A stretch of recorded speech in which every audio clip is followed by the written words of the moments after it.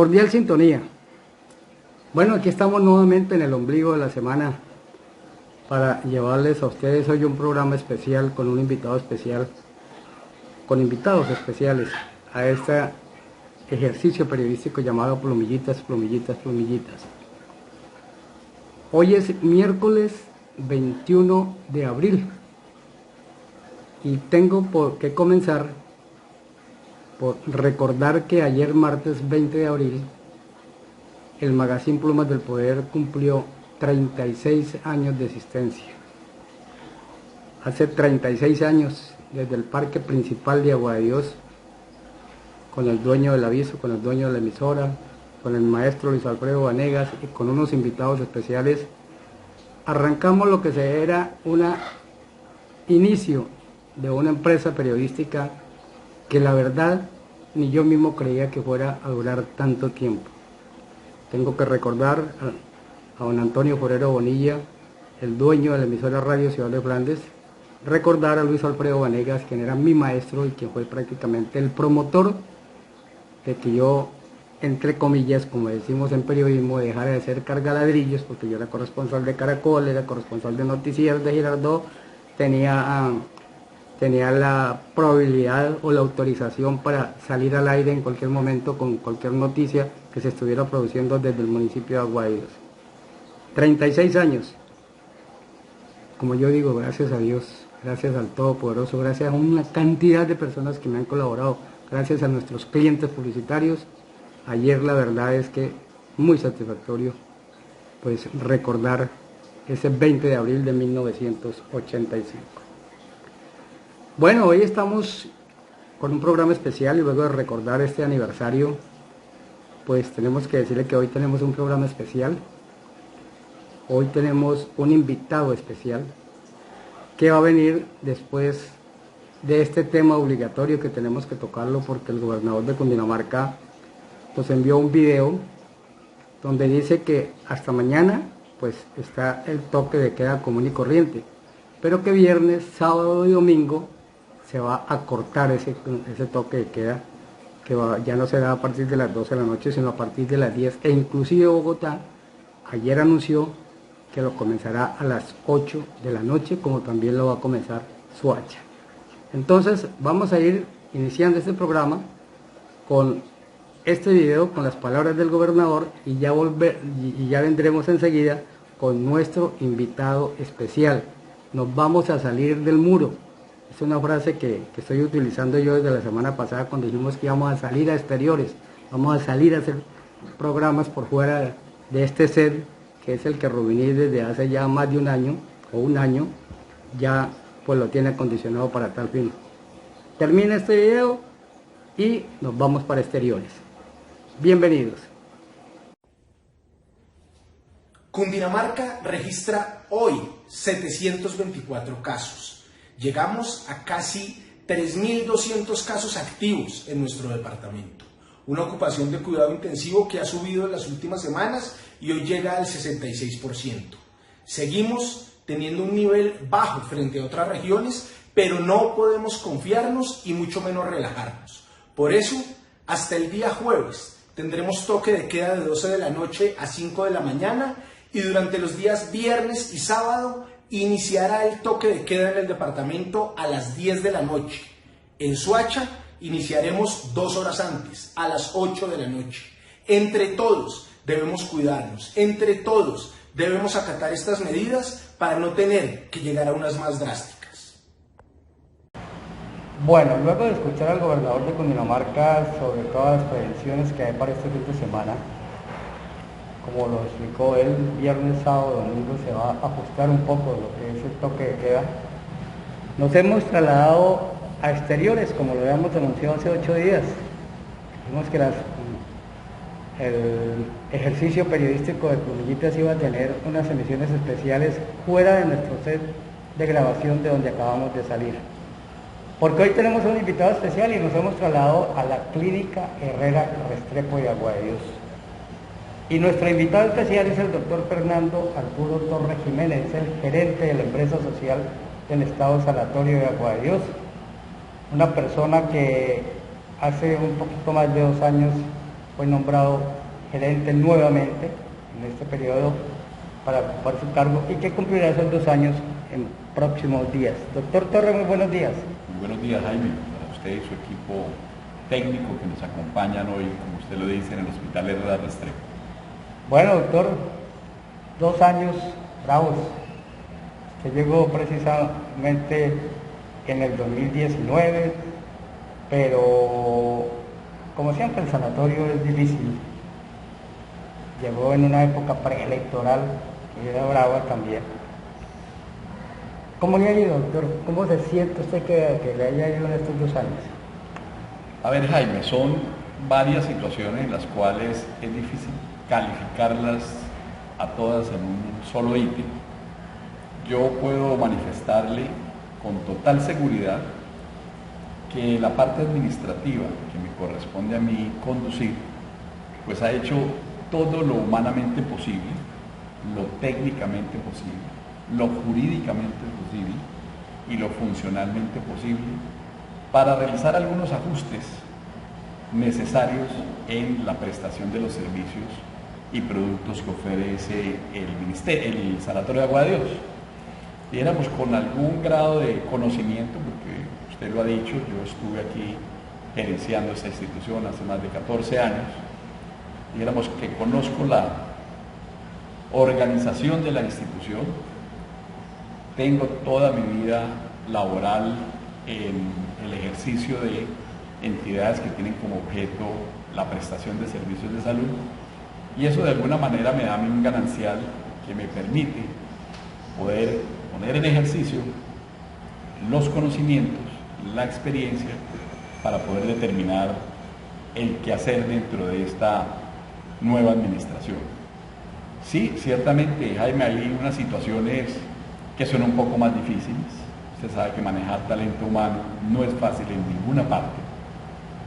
Convencer a los compañeros de la necesidad de un cambio, por pequeño que sea, es en algunas ocasiones o con algunos grupos un poco más complejo que con otros.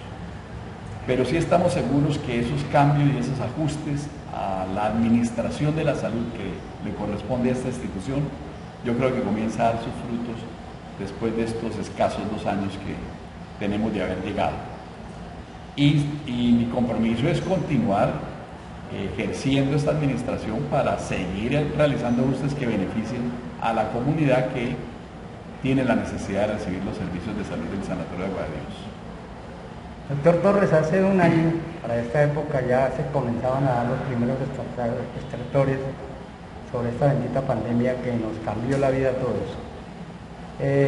Un manejo muy difícil, cerrar los albergues, pues hacer todo lo posible para evitar que ese virus llegara a algún sitio importante como el albergue Boyacá, porque como lo decíamos hace 1 año, se vuelan 2 o 3 enfermos al albergue y acaba con los mayores de 80 años que hay ahí, con todas las personas que sufren de diabetes y de todo esto. El balance primero fue hasta septiembre del año pasado, cuando ya comenzaron a abrirse. ¿Cómo fue esa primera parte de esa pandemia? En este tema tan específico, tan especial, yo tengo que dar un parte de buena respuesta a las medidas que se tomaron, al esfuerzo que ha hecho el grupo humano por respaldar los lineamientos de seguridad para evitar el contagio con el COVID-19 o por lo menos disminuir el riesgo de contagio en los albergues. Son medidas extremas, son medidas que no son aceptadas fácilmente, son medidas de confinamiento que cualquier persona, por supuesto, en principio, presenta acciones de rechazo. Son acciones que generalmente no son acatadas por la generalidad. Siempre existirán inconvenientes, personas que no las obedecen, generación de conflictos, etc. Pero creería que tenemos un buen balance en una población tan especial como la que se encuentra a nuestro cargo en los albergues, en los 3 albergues. Entendemos que el efecto del contagio con el virus lo hemos controlado muy bien. Hemos tenido desafortunadamente pacientes albergados que han fallecido por el COVID, un mínimo porcentaje, Y este contagio, al parecer, no ha sido precisamente en los albergues, sino en algunas instituciones en salud en las cuales han sido atendidos, y seguramente, no lo puedo asegurar, no tengo un factor para decir que es en una o en otra, pero al parecer es paciente que ha salido del albergue y desafortunadamente ha salido contagiado. En términos generales, a pesar de que no todos los que estaban albergados en el momento de que el gobierno nacional emitiera la emergencia sanitaria o declarara la emergencia sanitaria, salieron aproximadamente el 18% de los pacientes hacia sus diferentes destinos, quedamos con un promedio de 350 y 160 pacientes, en los cuales por fortuna puedo decir que los hemos protegido, y estas acciones que, como insisto, no son tan bien recibidas, han tenido su efecto positivo, y lo digo comparado con otros centros de atención donde hay pacientes de la tercera edad, en otros lugares del país donde, por el contrario, esta falta de medidas o la toma de medidas allá no ha salido tan positiva.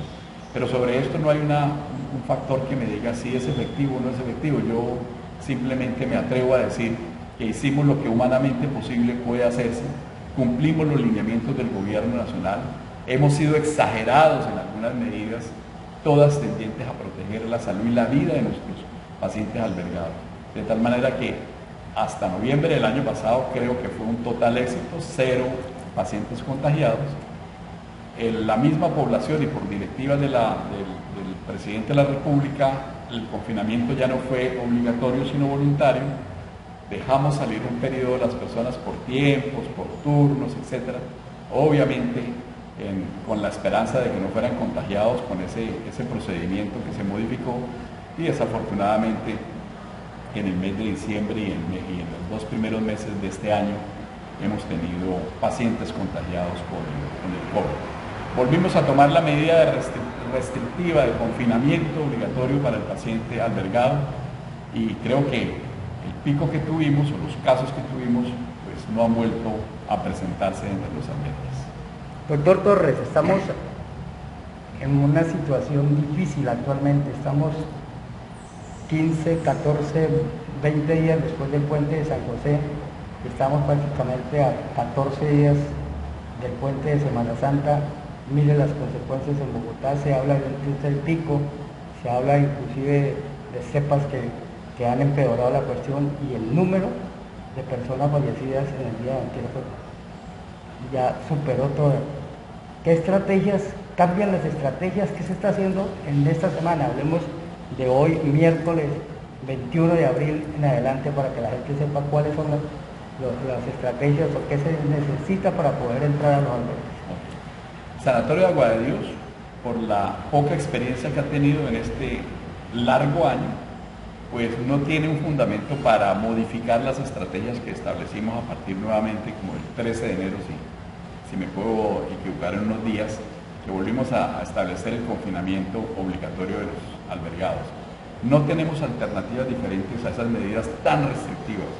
Consideramos que la inducción de la población ya no tiene otro espacio adicional, dado que las administradoras, las psicólogas, los médicos, las auxiliares de enfermería, personal administrativo, el grupo a cargo de la salud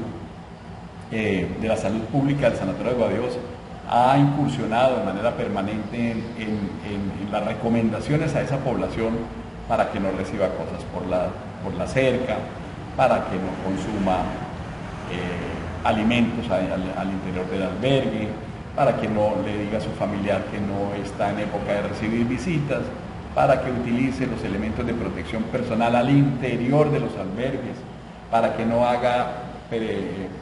cumpla con el distanciamiento social, etcétera, etcétera. Creería que no tengo una medida adicional para poder oponerme o establecer una guía que nos cuide de lo que está sucediendo en el mundo y especialmente en Colombia. Así que, adicional a las medidas generales, nosotros conservamos el confinamiento obligatorio del personal que se encuentra en los albergues, de nuestra población albergada, y 0 visitas de familiares, y en la restricción absoluta de el ingreso única y exclusivamente de los trabajadores que prestan al interior un servicio y que necesitan obviamente atender a esta población. Bueno, doctor, ya hablamos precisamente de los albergues, que son los pacientes enfermos, que hay que cuidarlos bastante, y es positivo el balance. ¿Cómo lo ha tratado la pandemia a ustedes? Siendo que usted tuvo COVID, estuvo también como se dice, en cama, recluido, pero ha habido personal del sanatorio, funcionarios de la parte médica, inclusive de la parte administrativa, que han sufrido. ¿Cómo lo ha tratado ese COVID a los funcionarios del sanatorio?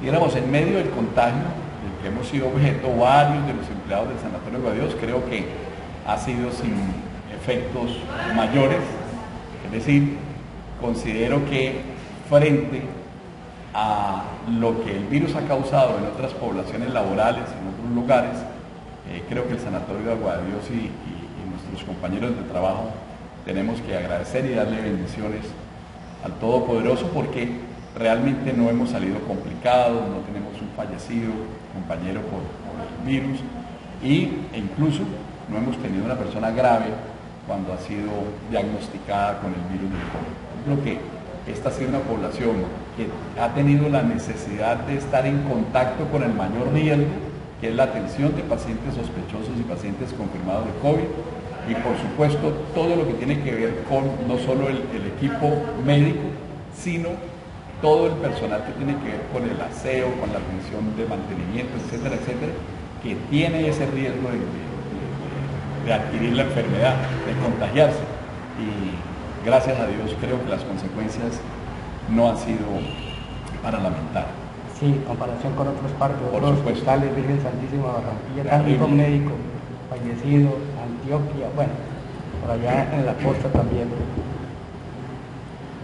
Positivos, pues el balance de esos dos puntos importantes que tocan con un tema de la pandemia. Pero hay otra clase de pandemia, hay otra clase de cuestiones que un gerente como usted en ese cargo debe superar o debe enfrentarse a ellas. Y es que comentarios salen, que comentarios llegan, que hay enemigos gratuitos, que inventan que el sanatorio va a desaparecer, que ahora sí que es cierto, que no sé qué, que sí sé cuánto. De todos esos rumores que han circulado por ahí, no solamente de que va a desaparecer, sino otros, de que ustedes lo iban a no sé qué, sancionar eso, ¿cuál le ha llamado como más la atención por lo extraño y que usted quiera por lo menos aclararlo hoy en día? A ver, Jaime, son muchas cosas en las cuales los servidores públicos de alguna manera en estos ambientes tenemos que acostumbrarnos a que, comillas, sea normal el recibir un ataque simple y llanamente por ser servidor público. ¿Por qué? Porque muchísimos servidores públicos pues han dado no el mejor ejemplo y seguramente por eso los tildan de una manera o de otra y tienen que guardar silencio. Y en el caso de los que pretendemos y obramos de manera correcta, pues a las autoridades se les convirtió como en un ¿para qué lo manda a ser servidor público? Aguante. En esas condiciones yo he recibido una serie de improperios, de denuncias, a las cuales a todas las he enfrentado, he sustentado la falsedad con la que se han planteado y de las 10 denuncias que me han interpuesto, 8 ni siquiera entraron a hacer aperturación de cargos o apertura de cargos, porque quien revisó en la Procuraduría los hechos denunciados estableció que no tenían coherencia con la realidad. Y así seguiremos. Cuando le digo que de los 10 denuncias, 8 ya están archivadas, hay 2 que por tratarse de otra Procuraduría aún no ha dado respuesta ni se inicia o no el proceso de investigación. Y son 2 temas que es bueno que la opinión pública conozca. Yo compré unos tapabocas N95 a un valor exagerado. 300 tapabocas los compramos en 25.600 pesos cada tapabocas. Eso fue totalmente exagerado. Pero ¿En qué época? ¿Cuando comenzó? Eso fue en el mes de marzo del año 2020. Cuando comenzó la... 15 días después de haber sido declarada la pandemia. ¿Y por qué las compramos con ese precio? Porque el equipo que está a cargo de la gestión de la contratación desplegó todo su poder para encontrar un proveedor que los tuviera y no los encontrábamos por ninguna parte. En el momento que la responsable de farmacia de ese momento me indica que hay un proveedor que tiene 300 tapabocas y que el precio es tal cosa, el valor que acabo de mencionar, pues entonces yo, con los lineamientos que había dado el ministerio, con la falta de experiencia en el mundo de esta pandemia, pues dije yo, si son necesarios, cómprenlos en el precio que sea. Y se compraron los tapabocas. Entonces me están enjuiciando a mí que hay alguna situación diferente al interés de proteger a mis compañeros, diferente. Y esa situación es la que precisamente nos llama a una investigación y a la cual responderé y estaré atento a lo que las autoridades consideren que debe cursar lo que tenga que cursar. Y la otra, que es una falacia, que es el cambio del cielo raso del área hospitalaria, el cual tenía un cielo raso de Eternit, está prohibido por el gobierno nacional, por las autoridades competentes, el uso del Eternit por ser un precursor del cáncer. De tal manera que al hacer una modificación en la estructuración de lo que este edificio encontré que tenía un cedimiento, entonces aprovechamos y cambiamos todo lo que tenía que ver con la cubierta y dentro de eso cambiamos el cielo raso. Entonces la denuncia está basada en que yo pagué un cielo raso nuevo cuando dejé el mismo cielo raso que existía antes de la obra, y eso es, pues, por supuesto, una falsedad. Estoy tanto con lo de los tapabocas como lo del cielo raso totalmente seguro de que no habrá ningún tipo de responsabilidad. No, señor. Bueno, esa cuestión de la... Pero permítame, le adiciono otra situación ahí. Entonces, cualquier situación que se pretenda modificar puede mover intereses sobre acciones que en tiempo anterior a mi llegada posiblemente beneficiaban a alguien. Voy a ponerle un ejemplo un poco salido de la academia. Si usted está acostumbrado a estar debajo de un palo a la sombra, pero su trabajo lo debe hacer en el sol, y la modificación lo obliga a que de aquí en adelante esté en el sol por lo menos unas horas del día, pues ese confort al cual usted tiene que estar obligado a desprenderse, cuando llega un gerente y le obliga a hacerlo, eso le causa, por supuesto, un rechazo. Y creemos que con ese ejemplo, las personas que usted ha dicho que son enemigas, yo realmente no los considero ni amigos ni enemigos, simplemente que son personas que venían realizando unas tareas, unas actividades o dejando de hacerlas, y llega una administración donde comienza a hacer ajustes, bajando el precio de las cosas que se estaban adquiriendo. Nosotros podemos decir que bajamos cerca del 30% del valor de los medicamentos que se estaban adquiriendo, y con esto no estoy diciendo absolutamente nada diferente a que la gestión de la contratación que yo vengo a modificar nos permite conseguir unos mejores precios. Nosotros tuvimos rentabilidad, y es difícil obtenerla en este tipo de instituciones, al finalizar el 2019, y tuvimos una pérdida en el 2020, obvia, en el sentido de que la mitad de la facturación que estábamos llevando no se hace efectiva precisamente por los efectos de la pandemia y la modificación y cierre de algunos servicios ambulatorios que durante un buen periodo del 2020 pues dejaron de estar abiertos precisamente por lineamientos del gobierno nacional. Asimismo, hemos encontrado que nuestro sistema de información hoy tiene otra cara diferente. Hoy podemos dar fe de que lo que se registra tiene una consecuencia que es un dato fidedigno, cosa diferente cuando nosotros llegamos y el sistema de información, por llamarlo de alguna manera, estaba lleno de una basura que generaba conflicto cuando se le solicitaba un dato específico. Y así podría yo estarle repitiendo muchas cosas que hemos llegado con estas modificaciones a cambiar y a dar, dijéramos, una impresión de que lo que estamos haciendo es algo mucho más real, que si bien el impacto no se mide hoy con el paciente que estoy recibiendo, le aseguro, Jaime, que en el término de un año o algo más, todo esto positivo que tenemos atrás de la cortina tiene que tener sus efectos en una mejor atención, mucho más segura, mucho más oportuna con el paciente que viene a visitarnos. Bueno, doctor Torres, eso en el inicio de la pandemia, los precios, hay unos precios que uno dice, bueno, pero que después las cosas ya fueron bajando.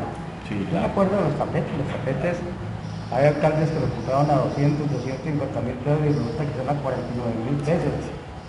Los termómetros, 300, 400 mil pesos cada termómetro y se consiguen a 20.000 pesos. Bueno, pues eso es normal y por eso tal vez los que comenzaron y quedaron con esos precios fue también porque la gente se aprovechó, lo que dice usted, cuando los tapabocas no veían quién los tuviera. Doctor, ¿cómo le ha ido con los convenios? ¿Con qué EPS o con qué entidades tiene el sanatorio convenio? ¿No se ha podido hacer nada con Convida? No. Ustedes lo saben que el 50% de la población de Agua de Dios, aproximadamente, no es una cifra exacta, está a cargo de 2 EPS, que son Ecopsos y Compensar, perdón, 3 con Famisanar, Ecopsos y Compensar, y las entidades que tienen a cargo los regímenes de excepción de las fuerzas militares y del magisterio. Esas 5 entidades agrupan cerca del 50% de la población en materia de aseguramiento. Y cerca del otro 50% está a cargo de la EPS departamental Convida. Convida, por situaciones de tipo contractual, por tarifas, no quiere contratar con el Sanatorio de Agua de Dios. Al no tener contrato, ¿qué impide? ¿O cuál es el problema? Que esa población asegurada de Convida no accede a los 36 servicios que yo tengo habilitados, o el sanatorio tiene habilitados, y tiene que recurrir a soportar de su bolsillo el transporte cuando requiera rayos X, una consulta de nutrición, una consulta de psicología o incluso ser hospitalizado en la baja complejidad. Es decir, que tanto el paciente como su familia tiene que migrar hacia otros municipios para que la continuidad en la atención sea efectiva. Ese es el problema que hoy hemos abordado, no solo en el escenario interno nuestro, sino externo. Yo sé que usted, Jaime, conoce, la comunidad sabe que estuvo acá la semana anterior la alta consejera para los derechos humanos y asuntos internacionales, la doctora Nancy Patricia Gutiérrez, estuvo el secretario de Salud Departamental, el doctor Gilberto Álvarez Uribe, estuvimos con la asistencia del diputado Jorge Garcés, estuvo presente el presidente de nuestro consejo, César Iván, y estuvo el señor alcalde del municipio, La reunión fue acá en el sanatorio, el doctor Luis Felipe Tapias. Muy buena su intervención, porque tengo que aclarar, algunas personas se sintieron algo molestas porque yo no los había invitado, y resulta que el equipo logístico de la alta consejera me comunicó a mí que tenían planteado hacer esa reunión, una mesa de trabajo en el municipio, por lo preocupada que está la alta consejera respecto a las constantes llamadas, cartas, todo lo que la población le ha remitido, en que un paciente tiene que irse hasta Ibagué, sin plata, otros lo trasladan hasta Funza y otros hasta Bogotá, teniendo la hospitalización acá en el municipio. Con base en esa, ella formula una mesa de trabajo y a mí me consulta si tengo un espacio donde lo pueda facilitar para la reunión. En el principio, y tengo que comenzar, le dije que no, porque además si venían de Bogotá, yo no podía ir acá, pero en fin, y alguien me dijo, del grupo logístico de ellos, me dijo, y la casa médica, y la casa médica está distante, ¿sí? No tendría ninguna consecuencia pues de mayor riesgo con el resto de la población y con los trabajadores. Facilitamos el espacio en la casa médica, nos fue muy bien, estuvieron muy cumplidos, estuvimos desde las 9:15 de la mañana casi hasta las 12 del día. El señor secretario de Salud pidió venir al hospital a hacer una visita. Estuvimos acá el señor alcalde, el presidente del consejo, el señor secretario de Salud departamental, la alta consejera, hicimos un recorrido, quedaron unas tareas y conclusiones para poder armonizar no solo el aseguramiento, sino el mejoramiento de las condiciones que hoy tiene el Sanatorio de Agua de Dios para prestar un mejor servicio. Yo quedé con unas tareas para poder revisar qué otros servicios podemos habilitar para que la población tenga un mayor acceso. Y el secretario de Salud se comprometió a armonizar una reunión entre el gerente de Convida y el gerente del Sanatorio de Guadios para mirar a qué acuerdo podemos llegar. Y por lo menos, lo que yo le planteé es, si el centro de salud dependiente del Marco Felipe Afanador tiene 17 servicios habilitados y yo tengo 36, pues tengo 19 servicios que usted no tendría. Continúen los 17 servicios y los que ellos quieran ampliar, y yo tengo la posibilidad de ofertarles los 19 que tengo habilitados y que el Marco Felipe Afanador con el Johan pues no puede prestar. Es decir, páseme la población de aquella que no puede tomarse una placa de rayos X en el municipio, no se la puede tomar sino en el Sanatorio de Guadios, permítame tomar la placa de rayos X, no lo mande para Tocaño. Entonces, en esos términos quedamos, en esas conclusiones y tareas. Yo tengo un mundo de cosas que hacer ahorita, estoy redactando documentos y todo, porque es necesario integrar también algunas otras autoridades como el Ministerio de Salud a efectos de que se plantee una solución sobre esta situación, que desde luego son barreras de acceso a la población que no tiene la posibilidad de tener o utilizar nuestros servicios. Dos inquietudes, doctor, que creo que tienen referencia con eso. Hace 6-7 meses, cuando yo lo entrevisté en su despacho allá en el Carrasquilla, estaba el problema precisamente de Convida. Hay todavía mucho paciente enfermo de Hansen, sobre todo albergado, afiliado a Convida. Sí. Y la segunda, ¿qué pasó con la deuda? Lamentable que nosotros desde hace 8 meses hubiésemos tratado este tema y hoy la respuesta sea la misma. Primero, no ha cambiado el panorama con la contratación, es decir, seguimos en lo mismo. A pesar de haber incursionado en 2 oportunidades mi asistencia en las oficinas de Convida a presentar ofertas y a conversar con personas que supuestamente tienen la competencia de tomar decisiones, y no ha sido posible recibir de parte de ellos una oferta formal de cómo ven ellos la contratación del sanatorio. ¿Sí? Y lo segundo, frente a una situación que no es la preponderante pero necesaria, es la parte económica. Nosotros no recibimos desde el año 2019 un solo peso de Convida de toda la deuda que tiene. El problema que tenemos nosotros es que la transferencia que le hicimos a los abogados para que iniciaran la reclamación judicial tiene un pasito que hace falta: la asistencia a una conciliación para dejar confirmado lo que realmente se acepta o no se acepta frente a la factura presentada. Y resulta que eso desde el año pasado está radicado en la Superintendencia Nacional de Salud, y esta es la fecha en que nos llamaron a convocatoria, Convida no asistió, y nosotros, digamos, nos quedamos así. Pero una de mis tareas es precisamente eso. Como le decía, con la participación del señor secretario de Salud Departamental y dijéramos en la posibilidad de acercar a Convida a las pretensiones del sanatorio de ser contratado, pues esperamos ese efecto. Y lo segundo es que tenemos que iniciar ya una acción judicial, muy seguramente, si no se llega a un acuerdo de pago con esa EPS. Lleva mucho tiempo el sanatorio con el caso Convida, como decimos nosotros periodísticamente, pedaleando en una bicicleta estática. Sí. Doctor Fernando Torres, faltan 15 y 17 días para que usted, cuando se posesionó, cumpla los 2 años, estos 2 últimos años. ¿Qué tiene como novedad, como para decir, ahorita en mayo, en los primeros 8 o 10 días, yo voy a decir esto? ¿Me puedo adelantar? Lógico. Listo. Afortunadamente, el Ministerio de Salud nos asignó un rubro para hacer mejoramiento de estas instalaciones.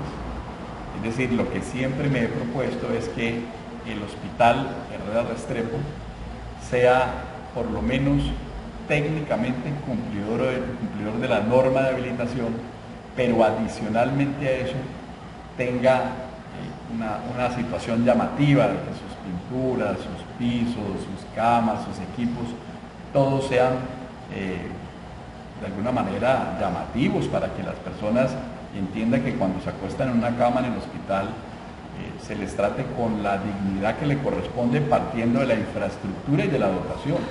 Después viene el recurso humano, que por supuesto es al que más le exigimos la calidad en la atención, pero tiene que tener unos soportes. Nosotros tenemos unas unidades sanitarias que se arreglaron hace 16, 17 años cuando estuve y no se han vuelto a revisar. Tenemos unos pisos que de igual manera se cambiaron en esa época y que hoy pues tenemos unas unidades sanitarias de verdad vergonzosas. Tenemos unas puertas y unas ventanas que, si bien este edificio es patrimonio histórico, sí tenemos que acondicionar que las puertas y las ventanas que sean propias de la habitación guarden los principios de seguridad que establece la norma, es decir, que sean de un material distinto. Entonces quedarían unas puertas colgantes de madera bonitas, que son las del patrimonio histórico, y al interior unas puertas y unas ventanas con el material que se exige para evitar contaminación por gérmenes y facilitar la desinfección y aseo de cada una de ellas. Entonces, esa es una de las primeras partes que nosotros tenemos acá. Lo segundo es que ya la comunidad, desde tiempo atrás, y tal vez en algún momento lo conversamos, las especialidades médicas siguen habilitadas en el Sanatorio de Agua de Dios y se aumentó a una especialidad a través de un sistema que es la telemedicina, que en el mundo tiene un parámetro muy importante, un indicador muy importante en facilitar que la persona que se encuentra distante pueda ser revisada por un médico experto en momentos muy inmediatos y no tenga usted que esperar, como suele suceder, 2 y 3 meses para que le den la consulta en la especialidad médica. Sin embargo, incluso las EPS con las que tenemos contrato han sido muy renuentes a contratar esta modalidad. Esperamos que la comunidad afiliada comience a exigir que se le brinde la atención en el municipio a través de telemedicina y no los tengan que trasladar hasta Bogotá y a otros lugares donde ni siquiera cumplen con la obligación de aportarle los costos de traslado de él y su compañero. Eso dijéramos en términos generales. Lo otro que tenemos una mayor incursión es mantener el contrato en Cundinamarca de el manejo de los programas de lepra y tuberculosis, y consideramos que es muy factible que tengamos la posibilidad de contratar otras 3 entidades territoriales para que el Sanatorio de Agua de Dios, con su experticia en lepra y su experticia en tuberculosis, esté haciendo presencia territorial, como en muchos momentos lo ha hecho históricamente. Y finalmente, el proyecto de convivientes que se está desarrollando, que comenzó el año anterior, al cual le bajamos los costos de manera significativa por el planteamiento que hace esta administración de que ciertamente el núcleo lo tiene Agua de Dios, pero ese núcleo tiene que ser compartido con el conocimiento de quienes no tienen esa proximidad al programa. Entonces, ¿qué hacemos nosotros? ¿O qué ajustamos el año pasado? A usted, auxiliar de enfermería, que se encuentra en un departamento, Quindío, Risaralda, en Bogotá, Cundinamarca, Huila, a esas auxiliares de enfermería las traemos y le damos una capacitación y les pagamos para que vaya y busque en su territorio los convivientes sospechosos de los pacientes enfermos de lepra. Entonces, ¿qué hicimos? Un doble beneficio. El primero, capacitamos a la población colombiana, que tiene que ver con la búsqueda activa de pacientes de lepra. Y 2, adquirimos un resultado que seguramente cuando termine la segunda fase nos dirá si el país en general está aplicando bien la búsqueda activa o ha tenido unos defectos, y por eso este proceso de investigación encontró unos sospechosos que seguramente al revisarlos con el médico pues serán diagnosticados con la enfermedad. Esa es una expectativa que tenemos. Ojalá no encontráramos ningún paciente, ojalá, pero estamos seguros que con la cantidad de sospechosos que están saliendo en esta primera fase, muy seguramente alguno de ellos podría salir con diagnóstico. Bueno, 4 temas importantes, novedades. Me llamó la atención el primero, el que tiene que ver con infraestructura. Presupuestalmente hablando, ¿cómo está él para ese proyecto? Bueno, si nosotros le cambiáramos todo lo que necesita esta edificación, pues no nos alcanzaría el presupuesto. Pero hay que priorizar. Entonces lo primero que tenemos que hacer es hospitalización, que tiene un franco deterioro en sus habitaciones, y hacer unos retoques en consulta externa, en urgencias, en la parte de farmacia, que tenemos también problemas en farmacia, y con eso aspiramos que el presupuesto asignado por el Ministerio nos alcance para dejarlo a punto final, y el año entrante incursionar en los ajustes que requieren los albergues que están a cargo del sanatorio, porque ciertamente también en materia de baños, en materia de infraestructura que está ya de alguna manera que amenaza ruptura, y eso debemos incursionar, y esperamos que igual el gobierno nacional nos ayude con recursos para poder afectarlos positivamente. Bueno, doctor Fernando Arturo Torres, muchas gracias por recibirnos. A usted muy amable. Nosotros hemos saltado el muro, como le digo yo a Rubinís, comenzamos en el set y dijimos que íbamos a hacer exteriores.